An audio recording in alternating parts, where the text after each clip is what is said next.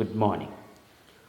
Once again, welcome back to the online platform of English class, 5th semester BA Literature, the methodology of literature. Guys, this is your third online class, and today itself we are going to take second module from the methodology of literature. So guys, let us discuss in detail what is the main ideas of module 2. Okay, once again, let us enter to the class right now. So guys, here the module second wants to say the three important matters. That means the major theme of module second is the first point, to acquaint the student with the various theoretical schools and approaches. The second point, to enable the student to read literature using critical tools of different theoretical schools. And the third, to equip the students to make insightful readings and interpretations. Guys, these are the three objectives we have to study through this module second. Got it? Good. അതായത് ഒന്നാമത് വിദ്യാർത്ഥികൾക്ക് എന്ത് മനസ്സിലാക്കി കൊടുക്കുക, വ്യത്യസ്തമായ theoretical സ്കൂൾസുകളെയും അതിൻ്റെ അപ്രോച്ചുകളും എങ്ങനെയെന്ന് വിദ്യാർത്ഥികളെ പഠിപ്പിക്കുക. സെക്കൻഡ്, സ്റ്റുഡൻസിനെ എന്തിനെ എനേബിൾ ആക്കുക, ടു റീഡ് ലിറ്ററേച്ചർ, സാഹിത്യം വായിക്കാൻ, using critical tools of different theoretical school, വ്യത്യസ്ത സ്കൂളുകളുടെ വ്യത്യസ്തമായ ടൂൾസുകൾ ഉപയോഗിച്ചുകൊണ്ട് ഒരു സാഹിത്യത്തെ നമുക്ക് എങ്ങനെ ക്രിട്ടിക്കലായി നമുക്ക് അതിനെ വായിച്ചെടുക്കാൻ സാധിക്കും എന്ന ഒരു second object. The third objective എന്ന് പറയുന്നത് to equip the student to make insightful readings and interpretations, അഥവാ ഉൾക്കാഴ്ചയുള്ള ഒരു വായന. ദാറ്റ് മീൻസ് സൂപ്പർഫിഷ്യൽ അല്ലാതെ, ഷാലോ അല്ലാതെ, ഡീപ്പായിട്ട് വിദ്യാർത്ഥികൾക്ക് വായന എങ്ങനെ ഉണ്ടാക്കി കൊടുക്കാം, അതിൻ്റെ വായനയ്ക്ക് ഒപ്പം തന്നെ ഇൻ്റർപ്രിട്ടേഷൻസ്, അതിൻ്റെ വ്യാഖ്യാനങ്ങൾ എങ്ങനെ നേടിയെടുക്കാൻ സാധിക്കും എന്നതിനൊക്കെ കുറിച്ചുള്ള ഒരു കാഴ്ചപ്പാട് ഉണ്ടാക്കിയെടുക്കുക എന്ന ഈ ഒരു 3 പോയിന്റിൽ നിന്നുകൊണ്ടാണ് സെക്കൻഡ് മൊഡ്യൂൾ നമ്മളോട് സംസാരിക്കുന്നത്. ഓക്കെ, സോ ഗായ്സ്, ഈ ഒരു മൊഡ്യൂൾ നമ്മൾ വായിച്ചു തീരുന്നതോടൊപ്പം ഇത്രയും കാര്യങ്ങൾ നമ്മൾ മനസ്സിലാക്കിയെടുക്കണം. ഓക്കെ, അപ്പോൾ ഇതിൽ നമ്മൾ ആദ്യമായി first of all we are going to study textual approaches ആണ്. നമുക്ക് ടെക്സ്റ്റുകളെ എങ്ങനെ അപ്രോച്ച് ചെയ്യാം, ഒരു പുസ്തകങ്ങളെ നമുക്ക് എങ്ങനെ അപ്രോച്ച് ചെയ്യാം, that is the textual approaches. The first point, all of you read textual approaches. അപ്പോൾ ഒരു ചോദ്യം സ്വാഭാവികമായിട്ടും, വാട്ട് ഈസ് ടെക്സ്ച്വൽ അപ്രോച്ച് അല്ലേ? എന്താണ് ഒരു textual approach? All of you read. Textual approach is an interpretation of a text according to the ordinary and clear meaning of its words എന്നർത്ഥം. ഒരു ടെക്സ്റ്റിനെ എല്ലാ നിലയിലും അതിൻ്റെ വേർഡ്സുകൾ, അതിലെ മീനിങ്സുകൾ, അതിൻ്റെ സാധാരണ നിലയിലുള്ള വാക്കുകൾ, അതിൻ്റെ ക്ലിയർ കട്ട് മീനിങ്, ഇതിനെയൊക്കെ ബേസ് ചെയ്തുകൊണ്ട്, ഇതിനൊക്കെ മനസ്സിലാക്കിക്കൊണ്ട് ഒരു ടെക്സ്റ്റിനെ വ്യാഖ്യാനിക്കുക എന്നുള്ളതാണ് എന്ത് ടെക്സ്ച്വൽ അപ്രോച്ച് എന്നതുകൊണ്ട് അർത്ഥമാക്കുന്നത്. You got it? Textual approach. Good. So guys, moving on the next main point, new criticism. ഇപ്പോൾ ഈ ടെക്സ്ച്വൽ അപ്രോച്ചസിലെ ഫസ്റ്റ് പോയിന്റ് ആണെന്ത്? New criticism. എന്താണ് ന്യൂ ക്രിറ്റിസിസം? ഓക്കെ, പുതിയ ക്രിറ്റിസിസത്തെക്കുറിച്ച് നമുക്ക് എന്ത് ചെയ്യാം, ഒന്ന് ചർച്ച ചെയ്യാം. Ready? So guys, first of all നമുക്ക് എന്താണ് ന്യൂ ക്രിറ്റിസിസം, എന്താണ് പുതിയ നിരൂപണങ്ങൾ എന്തൊക്കെയാണെന്ന് നോക്കാം. പുതിയ തരം നിരൂപണങ്ങൾ, പുതിയ ക്രിറ്റിസിസങ്ങൾ എന്തൊക്കെയാണെന്ന് നമുക്ക് നോക്കാം. അപ്പോൾ നമുക്ക് 2-3 ഡെഫിനിഷൻ പരിചയപ്പെടാം. New criticism. Definitions. All of you look. First, New criticism, it's a name given to a style of criticism advocated by a group of academics writing in the first half of the 20th century. That means ഇരുപതാം നൂറ്റാണ്ടിലെ ആദ്യത്തെ പകുതി എന്ന് പറഞ്ഞാൽ 1930 ആ ഒരു കാലഘട്ടം, അതാണ് ആദ്യത്തെ പകുതി എന്ന് പറയുന്നത്.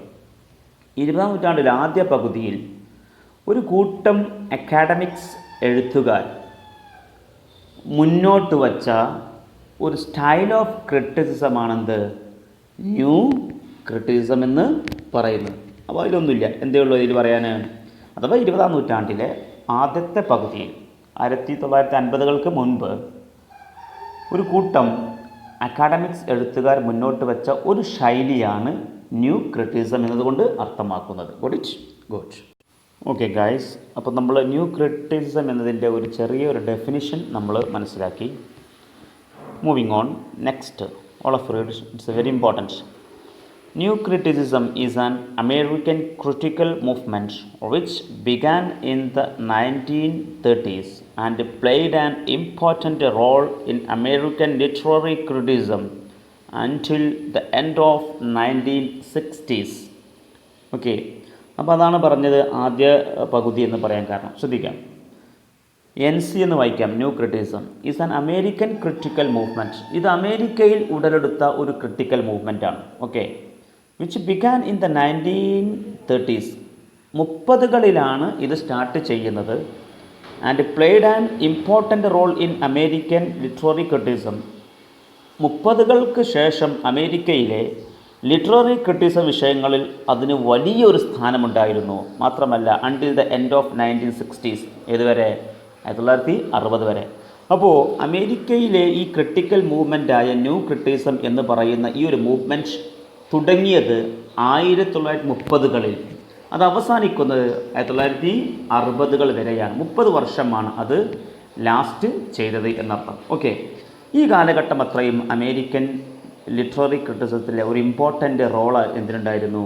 ന്യൂ ക്രിറ്റിസിസത്തിന് ഉണ്ടായിരുന്നു എന്നർത്ഥം. Good. Moreover, some English critics had tremendous influence over it. അമേരിക്കയിലാണ് ഈ ഒരു ക്രിട്ടിക്കൽ മൂവ്മെൻറ്റ് ബിഗാൻ ചെയ്തതെങ്കിലും ചില ഇംഗ്ലീഷ് ക്രിട്ടിക്സുകൾക്ക് ഈ ഒരു വിഷയത്തിൽ വല്ലാണ്ട് സ്വാധീനം ഉണ്ടായിരുന്നു എന്നർത്ഥം. അപ്പോൾ ഇംഗ്ലീഷുകാരായ ക്രിട്ടിക്സിനെയും ഈ അമേരിക്കൻ മൂവ്മെൻറ്റ് സ്വാധീനിച്ചിരുന്നു. ന്യൂ ക്രിറ്റിസിസം അവരെയും സ്വാധീനിച്ചിരുന്നു എന്നർത്ഥം. ഗുഡ്. ഇനി ഇതിലെ ഈ ഒരു അമേരിക്കൻ ക്രിട്ടിക്കൽ മൂവ്മെൻറ്റ് എന്ന് പറയുന്ന ഈ ഒരു ന്യൂ ക്രിറ്റിസിസം ലോകത്തിന് മുമ്പിൽ ഇത്രയും സ്പ്രെഡ് ചെയ്യിച്ചത് ഈ രണ്ടാളുകളെ കൊണ്ടാണ്. ഒന്ന്, the literary criticism of T.S. എലിയറ്റിൻ്റെ ആൻഡ് I.A. റിച്ചാർഡ്സ്. ഇവരുടെ പുസ്തകമായ principles of literary criticism published in 1924. മറ്റൊന്ന്, practical criticism published in 1929 were crucial. എന്ന് പറഞ്ഞാൽ T.S. എലിയറ്റും I.A. റിച്ചാർഡ്സും പുസ്തകങ്ങളുടെ പേര് പറഞ്ഞു. ഈ പുസ്തകത്തിലൂടെ ന്യൂ ക്രിറ്റിസിസം എന്ന ടേമിനെ എന്ത് ചെയ്തു? അതിനെ വല്ലാണ്ട് ഒരു പ്രചാരം, ഒരു വൈഡ് സ്പ്രെഡ് നേടിക്കൊടുത്തു എന്നർത്ഥം. ദാറ്റ് മീൻസ് പോപ്പുലറാക്കി കൊടുത്തു എന്നർത്ഥം. Clear? Good. Guys, read. The idea new criticism was advocated by Joel Elias Pinkham in 1910 in protest against the pedantry of the American academic scene. പ്രധാനപ്പെട്ട ആശയമാണ് ഈ പറയുന്നത്. ഒന്ന് ശ്രദ്ധിക്കൂ. ഈ ന്യൂ ക്രിറ്റിസിസം എന്ന് പറയുന്ന ഈ ഒരു ആശയം അത് അഡ്വക്കേറ്റ് ചെയ്ത് മുന്നോട്ട് വച്ചത് ജോയൽ എലിയാസ് സ്പിങ്ഖാൻ എന്ന് പറയുന്ന ആളാണ്. എന്ന് 1910 എന്തുമായി ബന്ധപ്പെട്ട്? In protest against the pedantry of the American അക്കാഡമിക്സിൻ. അമേരിക്കയിലെ അക്കാഡമിക് രംഗത്ത് ചില ആളുകൾ പെഡാൻട്രി കാണിക്കാൻ തുടങ്ങി. പെഡാൻട്രി എന്ന് പറഞ്ഞാൽ ഒരു ആവശ്യവുമില്ലാത്ത പാണ്ഡിത്യ പ്രദർശനം. ഞങ്ങൾ വലിയ ആൾ, ഞങ്ങൾ വലിയ സ്കോളേഴ്സാണ്, പണ്ഡിതന്മാരാണ് എന്ന് ഒരാവശ്യവുമില്ലാത്ത ഒരു തരം പാണ്ഡിത്യ, ഒരു അഹം എന്ന് പറയുന്ന രീതിയിലുള്ള പാണ്ഡിത്യ പ്രദർശനമുണ്ടല്ലോ. ആ ഒരു രീതി അമേരിക്കൻ അക്കാഡമിക്സിൽ രംഗത്ത് വന്നപ്പോൾ അതിനെ പ്രൊട്ടസ്റ്റ് ചെയ്തുകൊണ്ട്, എതിർത്തുകൊണ്ട് 1910 ജോയൽ എലിയാസ് സ്പിൻഖാൻ എന്ന് പറയുന്ന ഈ വ്യക്തിയാണ് ന്യൂ ക്രിറ്റിസം എന്ന് പറയുന്ന ഐഡിയ, ആശയം അഡ്വക്കേറ്റ് ചെയ്തത്. ആശയമാണ്, ആ ടേം കോയിൻ ചെയ്ത ആൾ അയാളല്ല, ആ ഐഡിയ മുന്നോട്ട് വെച്ച ആൾ അയാൾ. വാട്ട് ഇറ്റ് തിരിഞ്ഞുകണ ഗുഡ്. എന്നാൽ at the same time the term new criticism was coined by John Crowe Ransom. തിരിഞ്ഞോ? ജോൺ ക്രോ റാൻസം ആണ് ന്യൂ ക്രിറ്റിസം എന്ന് പറയുന്ന ടേം കോയിൻ ചെയ്തത്. രണ്ടും മാറ്റം മനസ്സിലായില്ലേ? Okay, clear, good. In his essay criticism Inc published in 1937 gave the literary movement an identity. നോക്കൂ, അങ്ങനെ ജോൺ ക്രൗ റാൻസൺ എന്ന് പറയുന്ന ഈ വ്യക്തി കണ്ടല്ലോ, ഇദ്ദേഹത്തിൻ്റെ ക്രിറ്റിസം ഇൻക്ലൂഷൻ എന്ന് പറയുന്ന പുസ്തകം 1937 പബ്ലിഷ് ചെയ്തതിന് ശേഷമാണ് എന്ത് ചെയ്തത്, അമേരിക്കൻ ലിറ്റററി മൂവ്മെൻറ്റിന് തന്നെ വലിയൊരു ഐഡൻറ്റിറ്റി ഉണ്ടാക്കി കൊടുക്കാൻ സാധിച്ചത്. Got it? Good. Next point, according to him means John Crow Ransom. Okay, according to him, criticism should become more scientific or precise and systematic. ഇതാണ് ജോൺ ക്രൗൺ റാൻസം പറയുന്നത്. അദ്ദേഹത്തിൻ്റെ അഭിപ്രായത്തിൽ criticism, നിരൂപണങ്ങൾ എന്ന് പറയുന്നത് എന്താവണം? ഷുഡ് ബിക്കം മോർ സയൻറ്റിഫിക്, ഒന്നുകൂടി ശാസ്ത്രീയമാവണം. വെറുതെ എന്തെങ്കിലും തുറന്ന് പറയരുത്, സയൻറ്റിഫിക് ആവണം. ഓർ പ്രിസൈസ്, അത് ഒന്നുകൂടി ഒരു ഷോർട്ടാവണം, പ്രിസൈസ് ആവണം.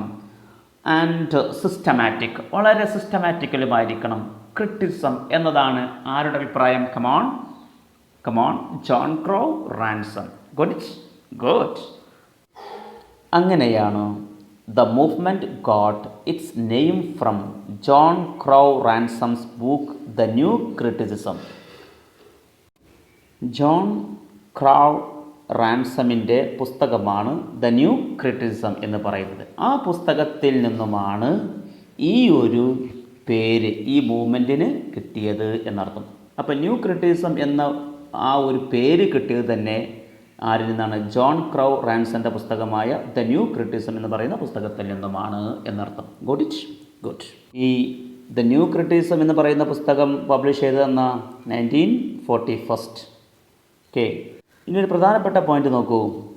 ഇങ്ങനെ ഈ ഒരു ജോൺ ക്രൗ റാൻസം ഇങ്ങനെ ഒരു ടേം കൊണ്ടുവന്നതിന് ശേഷം Cleanth Brooks and Robert Penn Warren's text books, ഇവർ രണ്ടുപേര്, ആർക്ക് രണ്ടുപേര്? ഒന്ന് Cleanth Brooks, second Robert Penn Warren's. ഇവരുടെ ടെക്സ്റ്റ് ബുക്സുകളുടെ പേരാണ് understanding poetry published in 1938 and understanding fiction published in 1943, greatly helped new criticism to become the current method of teaching literature in American colleges for the next 2 or 3 decades. അഥവാ ഇതിനുശേഷം ക്ലിൻത്ത് ബ്രൂക്കിൻ്റെയും Robert pen വാരൻ്റെയും പുസ്തകങ്ങളായ understanding poetry എന്നുള്ളതും understanding fiction എന്നുള്ള പുസ്തകങ്ങളുമാണ് അമേരിക്കയിലെ new criticism എന്ന് പറയുന്ന ഈ ഒരു ടേമിന് നന്നായി ഹെൽപ്പ് ചെയ്തു. എന്തിന്? To become the current method of teaching literature in American colleges for the next 2 or 3 decades. അടുത്ത 2 or 3 സംവത്സരങ്ങൾ അഥവാ 20 or 30 വർഷങ്ങളിൽ അമേരിക്കൻ ലിറ്ററേച്ചറിൽ ടീച്ചിങ് മെത്തേഡ് എങ്ങനെയായിരിക്കണം എന്ന് കാണിച്ചു കൊടുക്കാൻ ഈ 2 പുസ്തകങ്ങളും നന്നായി ഹെൽപ്പ് ചെയ്തു എന്നർത്ഥം. Good it? ഗുഡ്.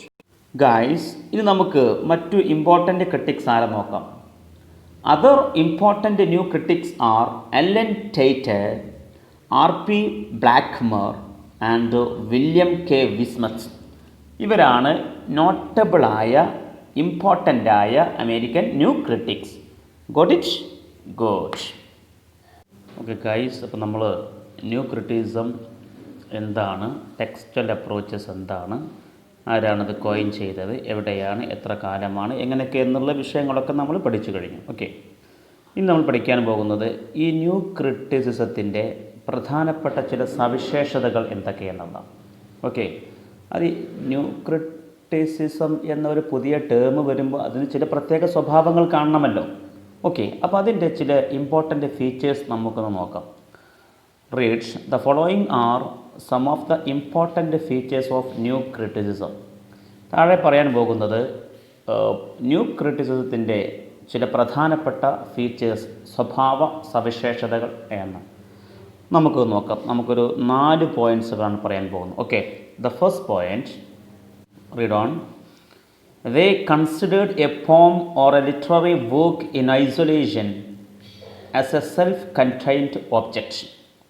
അഥവാ ദേ എന്തുകൊണ്ട് അർത്ഥമാക്കുന്നത് new critics. Okay, American new ക്രിറ്റിക്സിൻ്റെ ആളുകൾ പോമിനെ, ലിറ്റററി വർക്കിനെ അവർ കൺസിഡർ ചെയ്യുന്നത്, പരിഗണിക്കുന്നത് as a self contained object. That means in isolation. അത് ഒരൊറ്റ സംഗതിയായിട്ടാണ്, സെൽഫ് കണ്ടെയ്ൻഡ് ഒബ്ജക്റ്റ്.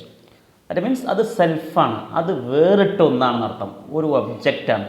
അതിനോട് നമ്മൾ എന്ത് ചെയ്യേണ്ട, വേറൊന്നും കൂട്ടിച്ചേർക്കേണ്ട. അതിൻ്റെ പിന്നാമ്പറങ്ങളോ അതിൻ്റെ വിശദാംശങ്ങളോ അതിൻ്റെ ഏതുമായി ജാതീയമായി ബന്ധപ്പെട്ടതാണോ, അത് ഹിസ്റ്റോറിക്കൽ ഈവൻ്റാണോ, അങ്ങനെ അതിൻ്റെ ബാക്ക്ഗ്രൗണ്ടുകളെക്കുറിച്ച് നമ്മൾ എന്ത് ചെയ്യരുത്, നമ്മളതിനെ കൺസിഡർ ചെയ്യരുത്. നമ്മൾ കൺസിഡർ ചെയ്യേണ്ടത് ഈ പോമിനെ, ലിറ്റററി വർക്കിനെ എങ്ങനെയാണ്, as a self contained object. അതാണ് അതിൻ്റെ ഒരു പ്രധാനപ്പെട്ട സവിശേഷത. What it? ഓക്കെ, ഒന്നും കൂടി വിശദീകരിച്ച് പറഞ്ഞാൽ അങ്ങനെ പറയാം. That is they regarded a poem as an independent and self-sufficient verbal object. കണ്ട, അഥവാ ന്യൂ ക്രിട്ടിക്സ് അതിനെ പരിഗണിക്കുന്നത് എങ്ങനെയായിട്ടാണ്, ഒരു പോമിനെ അല്ലെങ്കിൽ എങ്ങനെ പരിഗണിക്കും, ലിറ്റററി വർക്കിനെ ആസ് ആൻ ഇൻഡിപെൻഡൻറ്റ്, സ്വതന്ത്രമായ, ആൻഡ് സെൽഫ് സഫിഷ്യൻറ്റ്, സ്വയം പര്യാപ്തം നേടിയ വേർബൽ ഒബ്ജക്റ്റ് ആയിട്ടാണ്. വാചക കസർത്തായിട്ട് നമ്മൾ അങ്ങനെ കണ്ടാൽ മതി. നമ്മളതിൻ്റെ മറ്റു സംഗതിയിലേക്കൊന്നും ചിന്തിക്കേണ്ട എന്നതാണ് ആര് പറയുന്നത്, ഈ ക്രിട്ടിക്സ് ഈ ഒരു പോമിനെ അല്ലെങ്കിൽ ലിറ്റററി വർക്കിനെ പരിഗണിക്കുന്നത് അങ്ങനെയാണ്. വേറെ ഒന്നും നമ്മൾ പരിഗണിക്കരുത്, അതൊരു സെൽഫായി കണ്ടാൽ മതി എന്നർത്ഥം. കൂടിയിട്ട് നമുക്കൊന്നും കൂടി എക്സ്പ്ലെയിൻ ചെയ്താൽ ഇങ്ങനെ പറയാം. നോക്കൂ, the first law of criticism according to John Crowe Ransom, അയാളാണ് കോയിൻ ചെയ്ത ആൾ, is that it should be objective എന്നുള്ളത്. കണ്ട, അഥവാ ഈ ഒരു ന്യൂ ക്രിറ്റിസിസം എന്ന് പറയുന്ന ആ ടേം കോയിൻ ചെയ്ത ജോൺ ക്രോ റാൻസമിൻ്റെ അഭിപ്രായത്തിൽ എന്താണ്, ഈ ഒരു പോം അല്ലെങ്കിൽ ലിറ്റററി വർക്കുകൾ ഇറ്റ് ഷുഡ് ബി ഒബ്ജക്റ്റീവ്, അത് ഡിസ്ക്രിപ്റ്റീവ് അല്ല, ഒബ്ജക്റ്റീവ് ആയിരിക്കണം എന്നുള്ളതാണ് അദ്ദേഹം പറയുന്നത്. ഓക്കെ, അങ്ങനെ പറയുമ്പോൾ ഒന്നുകൂടി എക്സ്പ്ലെയിൻ ചെയ്തുകൊണ്ട് ഇങ്ങനെ പറയാം. എന്ത്? In analysing and evaluating A literary work they were not concerned with the biography of the author, the historical conditions at the time of the making of the work or its emotional effects upon the reader. നോക്കൂ, ഇതാണ് വളരെ കൃത്യമായി പറയുകയാണ്. പോമിനെ, literary വർക്കിനെ അതിൻ്റെ ഒരു self സഫിഷ്യൻ്റായ ഒബ്ജക്റ്റായി കാണണം. അതിനെ എന്ത് ചെയ്യരുത്, ഒരിക്കലും ബയോഗ്രഫി ഓഫ് ദ ഓതറിൻ്റെ ബയോഗ്രഫിയെ നമ്മൾ പരിഗണിക്കാൻ പാടില്ല. ഹിസ്റ്റോറിക്കൽ കണ്ടീഷൻസ് ഓഫ് ദ പോയമത്തിൻ്റെ അത് ചരിത്രപരമായ പ്രാധാന്യത്തെ നമ്മൾ അത് റീഡറുടെ മുകളിൽ എങ്ങനെ അതിൻ്റെ വർക്ക് ഇമോഷണൽ എഫക്റ്റ് ചെയ്യും എന്നൊന്നും നമ്മൾ കൺസിഡർ ചെയ്യാതെ നമ്മൾ കൺസിഡർ ചെയ്യേണ്ടത് ആ പോമിനെ അല്ലെങ്കിൽ ലിറ്റററി വർക്കിനെ ആസ് എ സെൽഫ് സഫിഷ്യൻ്റ് ഒബ്ജക്റ്റായിട്ട് കാണണം, അത് വേറിട്ട് നിൽക്കുന്ന സാധനമായിട്ട് കാണണം എന്നർത്ഥം. ഓക്കെ, ഇതാണ് ഇമ്പോർട്ടൻ്റ് ഫീച്ചറുകളിൽ ഒന്നാമത്തത്. Got it? Good. Moving on second point guys, moving on second point അഥവാ ന്യൂ ക്രിറ്റിസിസത്തിൻ്റെ ഇമ്പോർട്ടൻ്റ് ഫീച്ചറുകൾ രണ്ടാമത്തെ പോയിൻറ്റ് ശ്രദ്ധിക്കുക. Read on. The procedure that the new critics followed is explication or close reading. എക്സ്പ്ലിക്കേഷൻ എന്ന് പറഞ്ഞാൽ close reading എന്ന് പറഞ്ഞാൽ രണ്ടും ഒന്നല്ല കേട്ടോ. അപ്പോൾ ന്യൂ ക്രിറ്റിക്സ് ഫോളോ ചെയ്യുന്നത് എക്സ്പ്ലിക്കേഷനെയാണ് അഥവാ ക്ലോസ് റീഡിങ്ങിനെയാണ്. എന്താണ് ഇതുകൊണ്ട് അർത്ഥമാക്കുന്നത്? എന്താണ് what is explication or close reading എന്ന് പറഞ്ഞാൽ? അർത്ഥം പറഞ്ഞോളൂ. This means the detailed and subtle analysis of the complex relationships and multiple meanings of the elements inside a work. ഒരു വർക്കിൻ്റെ ഉള്ളിലുള്ള സ്ട്രക്ചർ, അതിൻ്റെ വേർഡ് ഓർഡർ, അതിൻ്റെ ഇമേജ്, അതിൻ്റെ സിമ്പല്, അല്ലേ? നമ്മളൊരു ഒരു ലിറ്റററി വർക്ക് എഴുതുമ്പോൾ അതിന് ഏറ്റവും മനോഹരമായി എഴുതുമല്ലോ, ഫിഗർ ഓഫ് സ്പീച്ച് ഒക്കെ വെച്ചുകൊണ്ട്, figure of speech, okay. And the elements of inside work, the multiple meanings, that means ambiguity, ഒരു വേർഡിന് രണ്ട് ദ്വയാർത്ഥങ്ങൾ ഉളവാക്കുന്ന ഇത്തരം കാര്യങ്ങളൊക്കെയാണ് ആര് പരിഗണിക്കുന്നത്? ന്യൂ ക്രിട്ടിക്സ് പരിഗണിക്കുന്നത്. അപ്പോൾ ഒരു കൃതിയെ, ആ കൃതി ഉണ്ടാക്കുന്നത് അതിൻ്റെ സോഷ്യൽ ബാക്ക്ഗ്രൗണ്ട് നോക്കിയിട്ടല്ല, ആ ഒരു ക്ലോസ് റീഡിംഗ് ആണ്, എക്സ്പ്ലിക്കേഷനാണ് ഇവർ ഫോളോ ചെയ്യുന്നത്. എന്ന് പറഞ്ഞാൽ ആ ഒരു കൃതിൻ്റെ ഇൻസൈഡ് ദ വർക്ക്, ആ വർക്കിനുള്ളിലുള്ള figure of speech, relationship complex, മാത്രമല്ല multiple meaning, that means ambiguity, word structure, image, ഇതൊക്കെയാണ് ഇവരെന്ത് ചെയ്യുന്നത്? കൺസിഡർ ചെയ്യുന്നത്. ആര് കമോൺ ന്യൂ ക്രിട്ടിക്സ് കൺസിഡർ ചെയ്തു. ഇതാണ് ഇതിൻ്റെ രണ്ടാമത്തെ feature. Got it? Good guys, moving on third point, important features of new criticism. Third point, read on. New critics viewed literature as a special kind of language which is directly opposite to the language of science and other practical subjects. New critics നമ്മുടെ പോം അല്ലെങ്കിൽ ലിറ്ററേച്ചറിനെ കാണുന്നത് as a special kind of language, മറ്റൊന്നിലും ഇല്ലാത്ത ഒരു പ്രത്യേക തരം ഭാഷയായിട്ടാണ് ന്യൂ ക്രിട്ടിക്സ് ഇതിനെ കാണുന്നത്. മൂന്നാമത്തെ പോയിൻ്റാണ്. which is directly opposite to the language of science and other practical subjects. Science ഭാഷയിൽ നിന്നും മറ്റ് പ്രാക്ടിക്കൽ സബ്ജക്റ്റുകളിൽ നിന്നും തീർത്തും വ്യത്യസ്തമായ ഒരു പ്രത്യേക തരം ഭാഷയാണ് നമ്മൾ ഏതിൽ യൂസ് ചെയ്യുന്നത്? പോമിലും അതോടൊപ്പം തന്നെ ലിറ്റററി വർക്കുകളിലും യൂസ് ചെയ്യുന്നത്. ഇങ്ങനെയാണ് അതിൻ്റെ മൂന്നാമത്തെ ഒരു പ്രത്യേകത. അപ്പോൾ ലാംഗ്വേജ് ഓഫ് സയൻസും അതർ പ്രാക്ടിക്കൽ സബ്ജക്റ്റുകൾ ഉപയോഗിക്കുന്ന ഭാഷയല്ല നമ്മൾ ഏതിൽ യൂസ് ചെയ്യുന്നത്? കമോൺ, ലിറ്റററി വർക്കുകളിൽ യൂസ് ചെയ്യുന്നത്. ഇനി നോക്കൂ, their explicative procedure is to analyse meanings and interactions of words, figure of speech and symbols. നേരത്തെ പറഞ്ഞതിൻ്റെ വാക്ക് തന്നെ കേട്ടോ. ഇതിൽ ഈ കൃതികൾക്കുള്ളിലുള്ള പുതിയ തരം സിമ്പിൾസ്, ഇമേജുകൾ, ഫിഗർ ഓഫ് സ്പീച്ചുകൾ, ഇൻറ്ററാക്ഷൻസുകൾ, മീനിങ്സുകൾ, ഇതിനൊക്കെയാണ് ഇവർ ഇമ്പോർട്ടൻ്റ് കൊടുക്കുന്നത്. ഇത് തീർത്തും എന്താണ്? ലാംഗ്വേജ് ഓഫ് സയൻസിൽ നിന്നും മറ്റു പ്രാക്ടിക്കൽ ഭാഷകളിൽ നിന്നൊക്കെ തീർത്തും ഡയറക്റ്റ്ലി ഓപ്പോസിറ്റാണ് ഏത്? ലിറ്റററി വർക്ക്സുകൾ എന്ന് പറയുന്നത്. ഇതാണ് ന്യൂ ക്രിട്ടിക്സ് കാണുന്ന മൂന്നാമത്തെ ഒരു പോയിന്റ്. ഏതിൻ്റെ? Important features of new criticism. Got it? Good. Guys, moving on last point. Guys, read on fourth point. The difference between various types of literature, അഥവാ genres, though recognized, has no important role in new criticism എന്നുള്ളതിലാണ്. അഥവാ ലിറ്ററേച്ചറിൽ തന്നെ ഒരുപാട് ജനറേഴ്സ് ഉണ്ടാവും, അല്ലേ? ഒരുപാട് different types of works ഉണ്ടാവും, വ്യത്യസ്ത കൃതികളുണ്ടാവും. ഒരു നോവൽ, ഒരു പോം മാത്രമല്ല, വ്യത്യസ്തം ഉണ്ടാവുമല്ലോ. അങ്ങനെയുള്ള ആ വ്യത്യസ്ത കൃതികൾ has no important role in new criticism. അതിലല്ല കാര്യം. അത് ഒരു വർക്ക്, അതാണ്, ഒന്ന് നോവലാണ്, ഒന്ന് പ്ലേ ആണ്, ഒന്ന് പോമാണ്, ഒന്ന് അനക്ഡോട്ടൽ സ്പീക്ക്, ഇങ്ങനെയൊക്കെ പല കോലത്തിലുണ്ടാവുമല്ലോ. It has no important role in new criticism. അതിൽ കാര്യമില്ല എന്നുള്ളതാണ്. പിന്നെ എന്തിലാ കാര്യം? The essential elements of any literary work are words, images and symbols. ഏറ്റവും പ്രധാനപ്പെട്ട അവർ നോക്കുന്നത്, കൃതി ഏതായിക്കോട്ടെ, അവർ നോക്കുന്നത് എസെൻഷ്യൽ എലമെൻറ്റ്സ് എന്ന് പറയുന്നത് വേർഡ്സ്, അതിലുപയോഗിച്ചിരിക്കുന്ന വാക്കുകളാണ്, ഇമേജസുകളാണ്, ആൻഡ് സിമ്പിൾസുകളാണ്. ഏതിനേക്കാളും rather than character, thought, plot. നോക്കൂ, തോട്ടിനേക്കാളും പ്ലോട്ടിനേക്കാളും ക്യാരക്ടറിനേക്കാളും ന്യൂ ക്രിട്ടിക്സ് കാണുന്നത് ആ കൃതിക്കുള്ളിൽ അവർ അറേഞ്ച് ചെയ്തിരിക്കുന്ന വേർഡ്സുകൾ, ഇമേജുകൾ ആൻഡ് സിമ്പിൾസുകൾ. ഓക്കെ, അപ്പോൾ ഡിഫറെൻറ്റ് ടൈപ്സ് ഓഫ് ഈ സാധനം വർക്കുകൾ ഉണ്ട് എന്ന് കരുതി അതിലേക്ക് പുതിയ ക്രിറ്റിസത്തിൽ ഒരു സ്ഥാനവും ഇല്ല. അതിൽ അവർ എങ്ങനെ അടുക്കും ചിട്ടയോടും കൂടി പുതിയ ലാംഗ്വേജിൽ അതിനെ അവർ അറേഞ്ച് ചെയ്തിരിക്കുന്നു എന്നതിലേക്ക് മാത്രമാണ് നോക്കുന്നത്. എന്തിലേക്ക് നോട്ടല്ല, അതിലെ ക്യാരക്ടർ ആരാണ്, അതിൻ്റെ പ്ലോട്ട് അതിലെ തോട്ട് അതൊന്നല്ല, അതിലെ വേർഡ്സുകൾ, അതിലെ ഇമേജുകൾ, സിമ്പലുകൾ. Got it? Good. These are the 4 important features of new criticism. ഇതാണ് ഇവർ അവലംബിക്കുന്ന, പുതിയ ക്രിറ്റിസം അവലംബിക്കുന്ന ചില പ്രധാനപ്പെട്ട സവിശേഷതകൾ. Got it guys?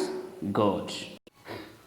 ഗൈസ്, അപ്പോൾ ഇത്തരം വിഷയങ്ങളൊക്കെ പറയുന്നത് ക്ലിൻത്ത് ബ്രൂക്സ് ആണ്. ആരാണ്? Cleanth Brooks. വായിച്ചോളൂ. In his essay of 1951 the formalist critic Cleanth Brooks asserted that. Okay, Cleanth Brooks ആണ് അദ്ദേഹത്തിൻ്റെ ഒരു എസ്സേയായ 1951 പ്രസിദ്ധീകരിച്ച, പബ്ലിഷ് ചെയ്ത പുസ്തകമാണ് ദ ഫോർമാലിസ്റ്റ് ക്രിറ്റിക് എന്നുള്ളത്. ഈ ഫോർമാലിസ്റ്റ് ക്രിറ്റിക് എന്നുള്ള തൻ്റെ കൃതിയിലാണ് ക്ലിൻത്ത് ബ്രൂക്സ് ഈ കാര്യങ്ങളൊക്കെ എക്സ്പ്ലെയിൻ ചെയ്യുന്നത്. Guys, got it? Good. Okay friends, അപ്പോൾ ഇന്ന് നമ്മൾ സെക്കൻഡ് മൊഡ്യൂളിൽ ഇത്രയും കാര്യങ്ങളാണ് ചർച്ച ചെയ്തത്.